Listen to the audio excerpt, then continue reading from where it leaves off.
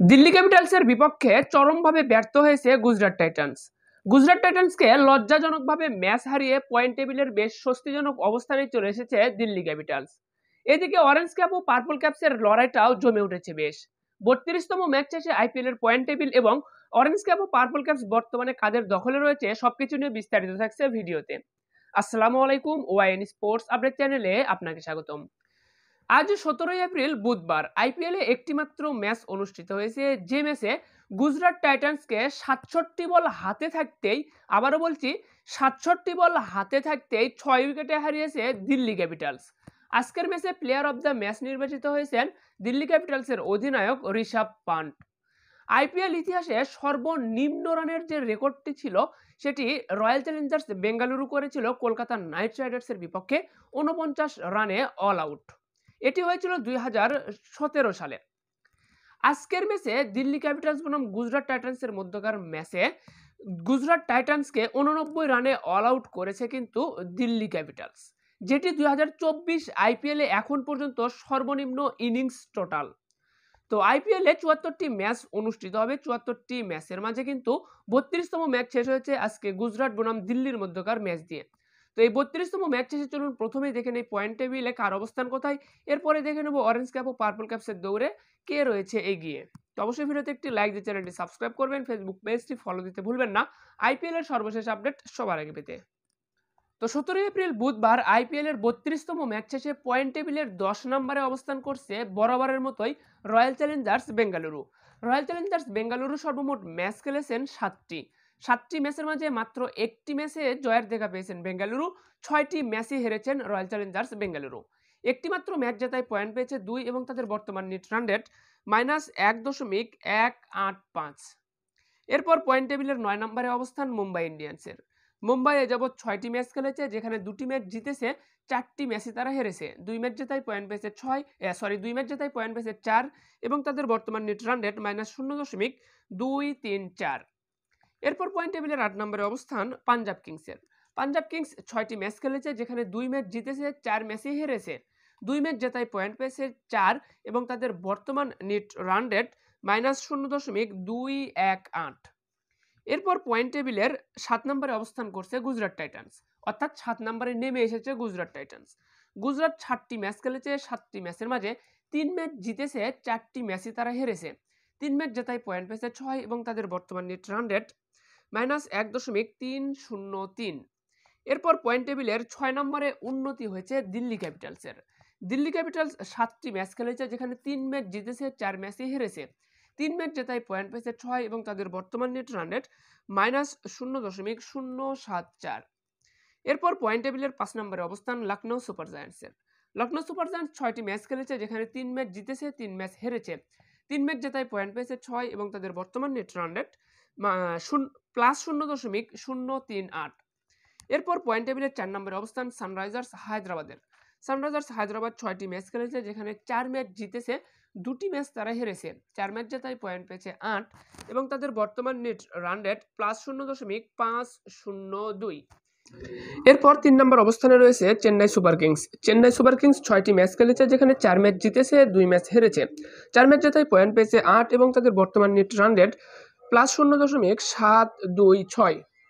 এরপর পয়েন্ট টেবিলের 2 নম্বরে অবস্থান করছে কলকাতা নাইট রাইডার্স। কলকাতা 6টি ম্যাচ খেলেছে, যেখানে 4 ম্যাচ জিতেছে, 2 ম্যাচ হেরেছে। 4 ম্যাচ জেতায় পয়েন্ট পেয়েছে 8 এবং তাদের বর্তমান নেট রান রেট +1.399। পয়েন্ট টেবিলের 1 নম্বরে অবস্থান করছে রাজস্থান রয়্যালস। তারা 7টি ম্যাচ খেলেছে, 7 ম্যাচে 6টি ম্যাচ জিতেছে, একটি মাত্র ম্যাচ তারা হেরেছে। 6 ম্যাচ জেতায় পয়েন্ট পেয়েছে 12 এবং তাদের বর্তমান নেট রান রেট +0.677।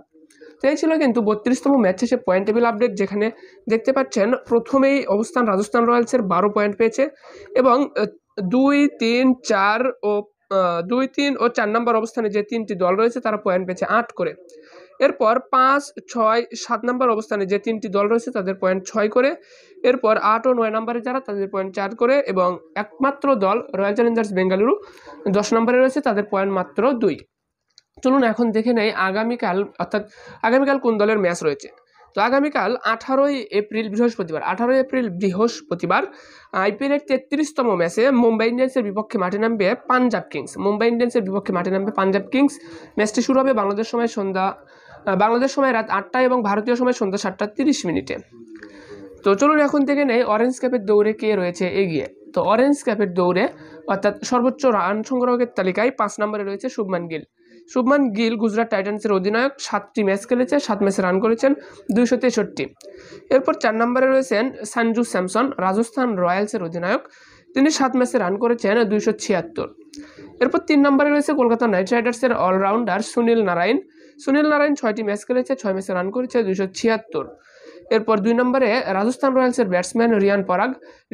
7টি ম্যাচ খেলেছে, 7 ম্যাচে রান করেছেন 318। তালিকার 1 নম্বরে অবস্থান করছে বিরাট কোহলি। 7টি ম্যাচ খেলেছে, 7 ম্যাচে রান করেছেন 361 রান করে বর্তমানে অরেঞ্জ ক্যাপটা বিরাট কোহলির দখলেই রয়েছে। চলুন এখন থেকে পার্পল ক্যাপসের দৌড়ে কে এগিয়ে রয়েছে, অর্থাৎ পার্পল ক্যাপসটা কার দখলে রয়েছে। তো সর্বোচ্চ উইকেট শিকারী বোলারদের তালিকায় 5 নম্বরে রয়েছে পাট কামিন্স। তিনি 6টি ম্যাচ খেলেছে, 6 ম্যাচে উইকেট পেয়েছেন 9টি উইকেট পেয়ে পার্পল ক্যাপসের দৌড়ে 5 নম্বরে পাট কামিন্স। এরপর তালিকার 4 নম্বরে অবস্থান করছে মোস্তাফিজুর রহমান, চেন্নাই সুপার কিংসের পেস বোলার। তো মোস্তাফিজুর রহমান 5টি ম্যাচ খেলেছে, 5 ম্যাচে উইকেট পেয়েছেন 10 উইকেট নিয়ে মোস্তাফিজুর অবস্থান 4 নম্বরে। এরপর 3 নম্বরে রয়েছেন খলিল আহমেদ, দিল্লি ক্যাপিটালসের পেস বোলার খলিল আহমেদ। 7টি ম্যাচ খেলেছে, 7 ম্যাচে উইকেট পেয়েছেন 10টি। এরপর 2 নম্বরে অবস্থান করছে জাসপ্রীত বুমরাহ, মুম্বাই ইন্ডিয়ান্সের পেস বোলার জাসপ্রীত বুমরাহ। তিনি 6টি ম্যাচ খেলে উইকেট পেয়েছেন 10টি উইকেট নিয়ে জাসপ্রীত বুমরাহর অবস্থান 2 নম্বরে। এবং 1 নম্বরে রয়েছেন রাজস্থান রয়্যালসের স্পিন বোলার যুজবেন্দ্র চাহাল। 7টি ম্যাচ খেলেছে, 7 ম্যাচে উইকেট পেয়েছেন 12টি উইকেট নিয়ে বর্তমানে কিন্তু পার্পল ক্যাপসটা নিজের দখলে রেখেছেন যুজবেন্দ্র চাহাল। তো এই ছিল কিন্তু 32তম ম্যাচ সর্বশেষ আপডেট। তো আপনাদেরকে বলে রাখি ভিডিওটা দিতে একটু লেট হচ্ছে, তো একটু ব্যক্তিগত সমস্যার কারণে কিন্তু ম্যাচ শেষ হওয়ার অনেক পরে আপনাদেরকে ভিডিওটা দিচ্ছি।